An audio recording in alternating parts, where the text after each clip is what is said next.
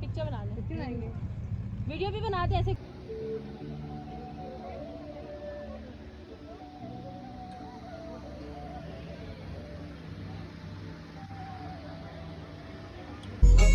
Ready to attack now, pulling the pump and let's know what the light.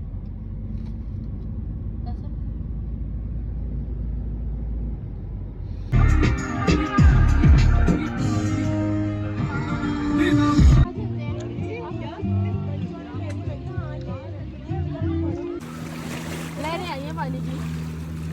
Cinematic photography.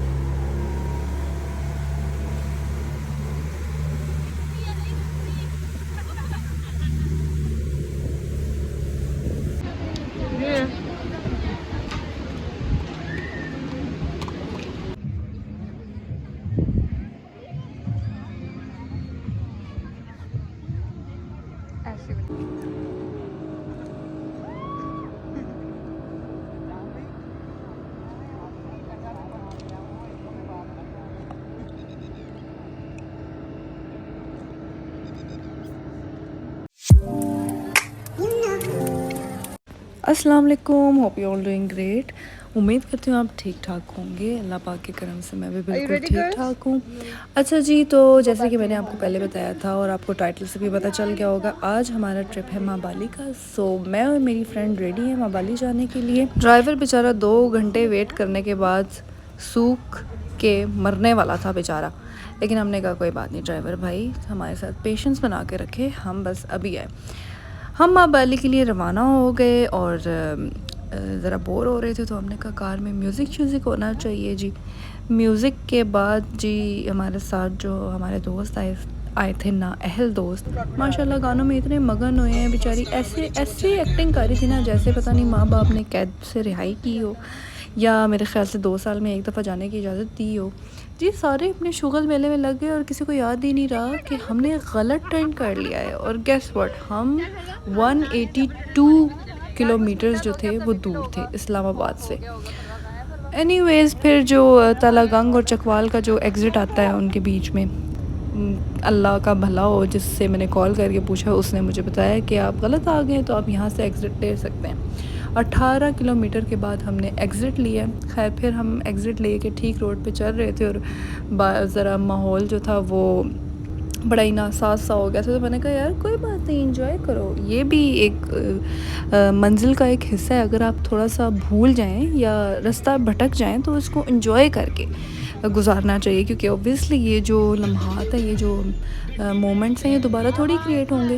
अब हम कहीं बैठे होंगे और सोचेंगे वाह यार क्या वो दिन था जब हम 182 किलोमीटर्स, अब मुझे उर्दू में नहीं आती तो मैं क्या करूँ, मर जाऊँ, मेरी कोई फीलिंग्स नहीं है।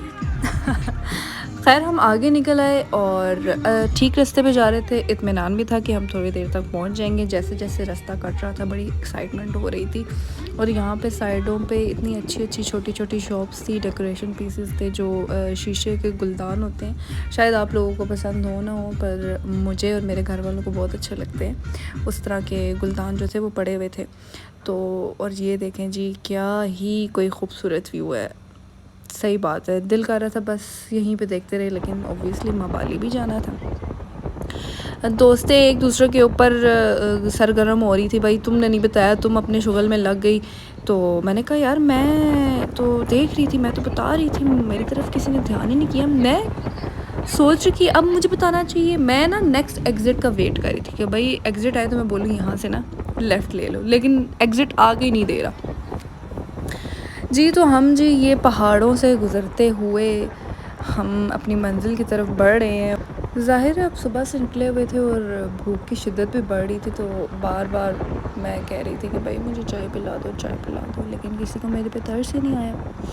जब इन लोगों को ख़ुद भूख लगी तो फ़ौरन इन लोगों ने गाड़ी रोकी और कहते हैं कि जी स्नैकिंग करते हैं। मैंने कहा ठीक है जी करो स्नैकिंग, किसी का तो भला हो, चलो हमारा नहीं हो रहा। फिर हम जी आखिरकार हमें ये वाइट पैलेस नज़र आया। ये मेरी फ्रेंड ने एक व्लॉग में देखा हुआ था कि माँ बाली जब शुरू होता है ना उसकी शुरुआत में वाइट पैलेस आता है। हमारी खुशी की तो इंतहा नहीं थी। मैंने कहा चलो शुक्र है कुछ तो निशान नामो निशान उसका मिला है। जी, तो ये बोर्ड देख के मेरे दिल को जो सुकून आया मैं आपको बता नहीं सकती। जब मैंने माँ बाली की तरफ देखा, एक दफ़ा मैं पहले आई हूँ लेकिन मुझे पता नहीं है कि ये है माँ बाली, क्योंकि मैं तो बस वैसे ही ड्राइव करने आ गई थी अपने घर वालों के साथ। तो बारबेक्यू वगैरह करके हम वापस चले गए, लेकिन उस वक्त सर्दियाँ थी, उस वक्त कुछ भी ऐसा कुछ नहीं हो रहा था। तो मैंने जब इसको देखा मैंने कहा ये है माँ बालो, जिसकी वजह से इतना शोर मचाया हुआ था। खैर मेरी फ्रेंड्स तो उल्टी पुल्टी हो गए हंस हंस के कि ये मैंने क्या दिया। तो ये आगे जी हम पार्किंग में, ड्राइवर गाड़ी लेके पार्किंग में चला गया और हम यहाँ से गेट से इंटर हुए। इंटर होते ही आप लोग देखेंगे कि साथ ही जो है ना वो टिकट काउंटर है। टिकट काउंटर के बाहर ही रेट्स वगैरह लगे हैं, जो भी आपने राइड्स वगैरह लेनी है वो आप लें, यहाँ से टिकट लें।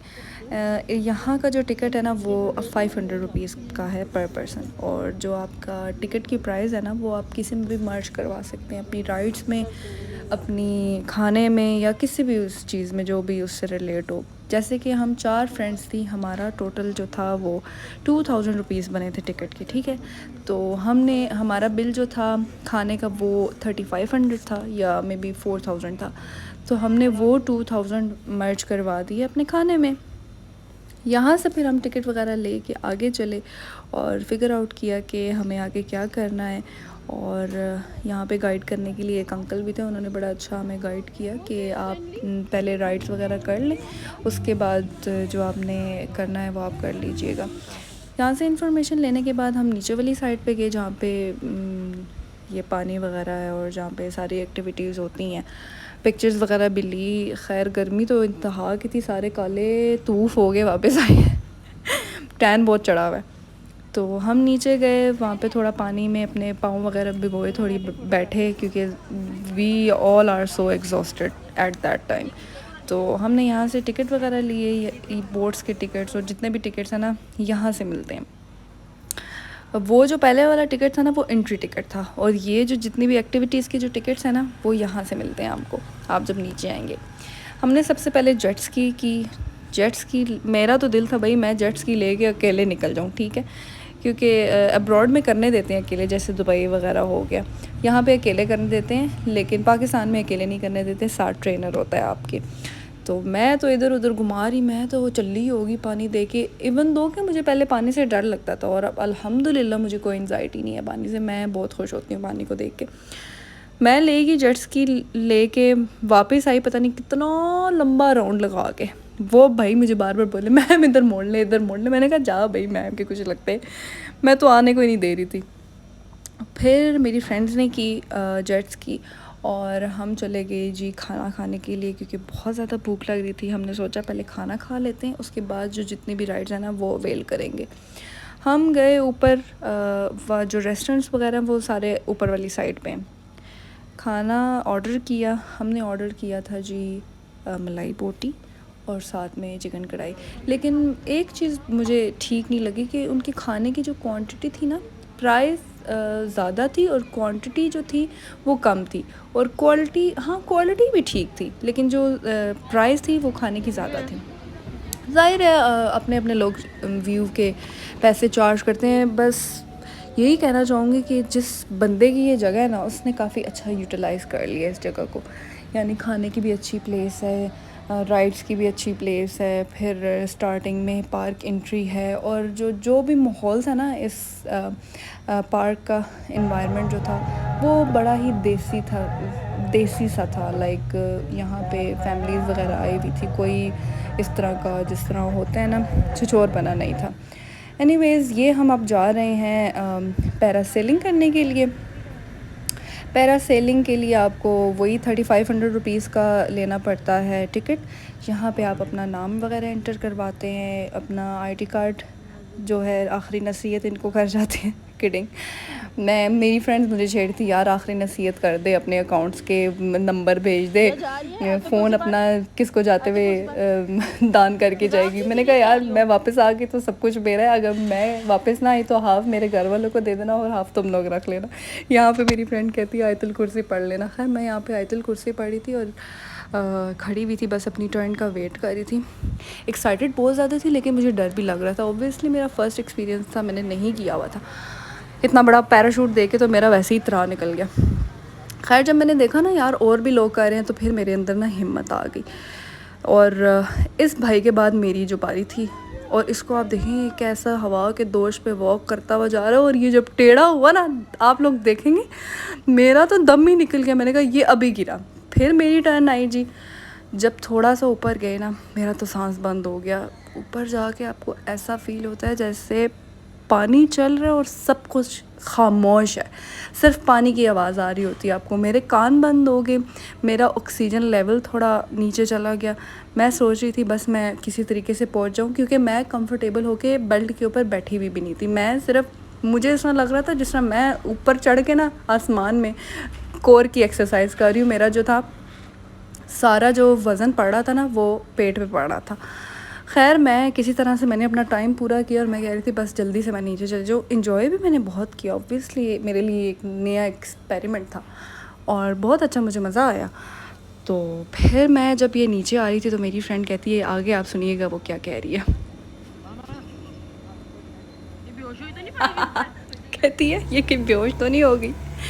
उसके बाद ये हमने ली कंबाइंड राइड, बहुत मज़ा आया। हम सारी फ्रेंड्स ने पिक्चर्स बनाई, इन्जॉय किया, सॉन्ग्स सुने। इसमें वैसे ब्लूटूथ भी है इस बोट में, बड़ा मज़ा आता है, आप अपनी मर्ज़ी के गाने भी चलवा सकते। अच्छा गाइज़, आप मे बी रिलेट करते हो मेरी इस बात के साथ।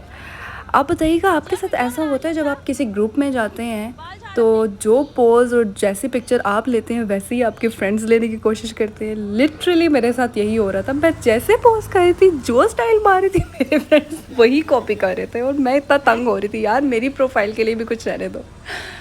Anyways, I enjoyed my day very well. मुझे बहुत मज़ा आया। उम्मीद करती हूँ आपको ये ब्लॉग बहुत अच्छा लगा होगा। काइंडली वीडियो को लास्ट तक देखा कीजिए, लाइक शेयर एंड सब्सक्राइब ज़रूर कीजिएगा। मिलते हैं नेक्स्ट ब्लॉग में। टिल देन अल्लाह हाफ़िज़।